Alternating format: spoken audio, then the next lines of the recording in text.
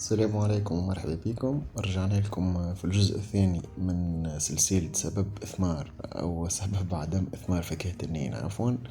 إن شاء الله في حلقة اليوم باش نشوفوا مع بعضنا بقية الأسباب المباشرة اللي تخلي فاكهة النين تكون موجودة عندي في الدار وقادرة حتى تزهر وما تثمرش، ولا قادرة ما تزهرش أصلا، أو النمو متاعهم يكون جيد.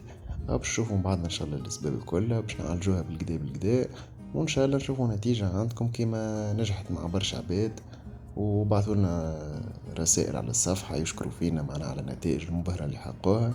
ان شاء الله نشوفوها عندكم الكل بحول الله، وان شاء الله يثمر عند الناس الكل.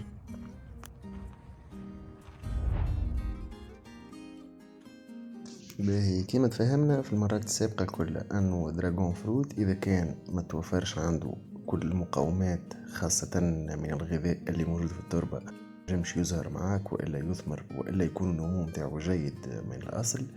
لذلك من البداية يعني قبل ما نزرع العقلة ولا نزرع الشتلة ماذا بيا تكون التربة غنية. تتأكد من ذلك أنك تكون شاريها من متاع بيع مواد فلاحية، أو تربة كيما متاع غابات، كيما متاع غابات عين دراهم. يعني هي متاع مخلفات عضوية، متاع مخلفات أوراق أو دبال أو أي حاجة. المهم أنك توفر في البداية تربة غنية.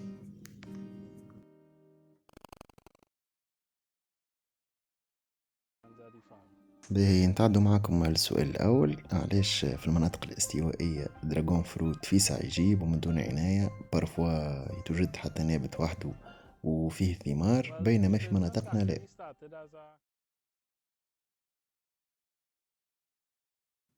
طيب، هو في الغابات الاستوائية كما حكينا سابقا وفي فيديوهات أخرى يوجد مخزون من المكونات العضوية ومخزون كبير جدا من التربة الغنية لا يوجد بأي مكان آخر في العالم. هذا كل علاش؟ لأنه الغابات هذيك عمرها آلاف السنين، وفي ظل آلاف السنين هذه ثم ملايين ومليارات الأوراق تتساقط كل عام وتتحول إلى مواد عضوية. وهذا كله شنو المداخل فيه أكثر؟ مداخل فيه الأمطار اللي تتهطل تقريبا كل يوم في المناطق هذيك. يعني فما مناطق كل يوم تصب فيها الامطار متاع ساعة ساعة ونص، وهذيك اللي ساعدت أكثر في تحلل هذه المكونات وتحويلها إلى مواد عضوية، وكما يقال إيموس أو إيميفيونت. باهي، توا باش نخليكم مع فيديو صغير باش يفسر لكم أكثر بطريقة علمية، فيه أنيماسيون شوية بركة. راكم مع الفيديو نرجع لكم. Fixe les éléments atmosphériques, principalement le carbone et l'azote, sous forme de matière organique qui servira d'élément nutritif pour la plante. Les micro-organismes décomposeurs transforment une partie de la matière organique et minérale du sol pour que ces éléments soient directement assimilables par les plantes. Les micro-organismes humificateurs transforment la part non utilisée de matière organique en humus. Celui-ci joue un triple rôle. Un rôle d'aimant à nutriments pour constituer un garde-manger, qu'on appelle le complexe humique ou argilo-humique, un rôle d'éponge pour le stockage de l'eau, et enfin un rôle de ressort pour améliorer la structure et l'aération du sol. Le sol est davantage oxygéné, ce qui facilite notamment le drainage de l'eau.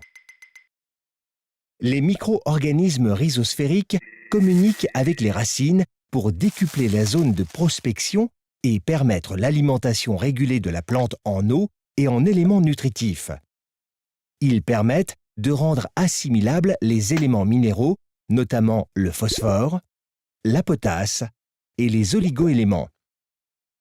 Cette amélioration du fonctionnement du sol permet d'augmenter sa fertilité et par conséquent la rentabilité des exploitations. Les végétaux sont plus forts. Ils présentent de meilleures qualités nutritionnelles. يا سلامتكم، ان شاء الله تكون ما تعبتكمش بالفيديو اللي كنت تتفرجوا فيه توا على حكاية التربة هذه، باش نتأكدوا منها نهائيا، ويكون معناها اي انسان عنده تساؤل حول الحكاية هذه يتفرج في الفيديو ينجم يفهم كل شيء. سينو نجمو نتعدو الجزء الثاني، وهو السؤال الثاني باش نعرفو كونترا. بون السؤال الثاني، هما علاش ينتجو في 8 شهور وإحنا علاش ننتجو في أقل حاجة عام ونص وكلزم عامين؟ باهي، هنا الحكاية راجعة للمناخ والظروف الجوية. يعني هنا عامل المناخ يحكم، لأنه في المناطق الاستوائية تقريبا نفس درجة الحرارة متاع كل يوم 25 درجة على العام كامل. كيما حكينا يوميا المطر تصب وما هيش باردة كيما مطرنا نحنا، بالعكس هما تكون مطرهم دافية شوية وحامضية نوعا ما. نحنا لا، نحنا في الشتاء تقريبا تونس الكل والميديترانيات كلها يبرد، يعني مينيموم عن 3-4 شهور هذوكم يكونوا باردين، وهنا يتوقف النمو متاع دراجون فروت فيهم. يعني تصور انت في عام عندك تقريبا 4 ولا 5 شهور النمو متوقف، بينما في المناطق الاستوائية النمو ما يتوقفش جملة، ديما تكبر وديما تنتج على مدار العام، لأنه درجة الحرارة كيما حكينا هي تكون 25 درجة والأمطار دائما موجودة وطقس دافي، ما ثماش علاش باش يتوقف النمو. هذاك علاش تبدأ عنا. وزي السؤال الثالث، فرضا الطقس في منطقتي معتدل فقط تجي شوية أيامات سخانة وريح، هل أنه عادي؟ بطبيعة لا، ولو أنه الطقس يكون حتى على مدى 11 شهر ولا 10 شهور معتدل ومريقل، هكا الشهر هذاك باش تجي فيه سخانة مرتفعة، يعني أكثر من 30 درجة شمس مباشرة، ولا باش تجي فيه رياح. هنا باش يخلق ستريس للنبتة وتنجم فك الشهر اللي كانت باش تزهر فيه هذاك، وإلا اللي كانت باش تثمر ينجم يصير إجهاد، يعني كسوا الوردة وإلا كسوا الثمرة، وينجم يطيح كل شيء في الماء.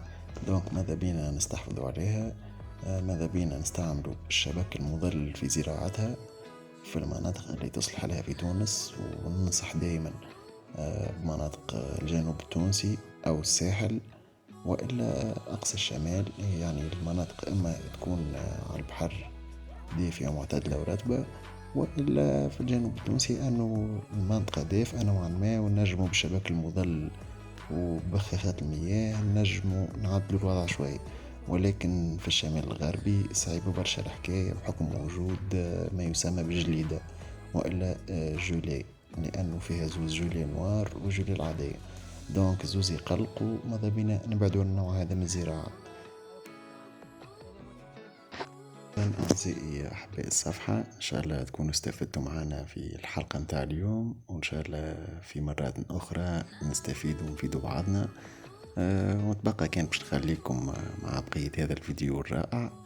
عرضني في الانترنت بارازار، عجبني وحبيت نشاركه معاكم. إذا استمتعوا ونودكم ونتشاهيكم.